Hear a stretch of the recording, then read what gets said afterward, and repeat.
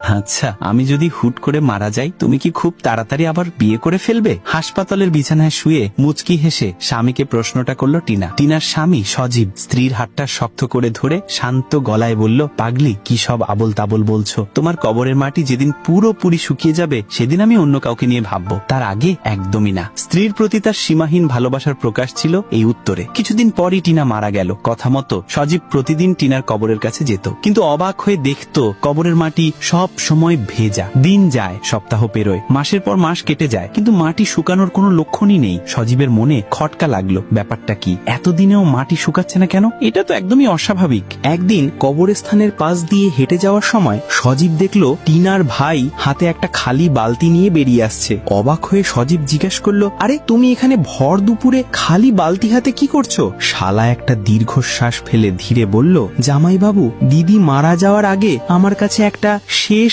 আবদার করেছিল। সে বলেছিল আমি যেন রোজ তার কবরে এক বালতি জল ঢেলে দিই। দিদির বিশ্বাস ছিল এতে তার আত্মা শান্তি পাবে।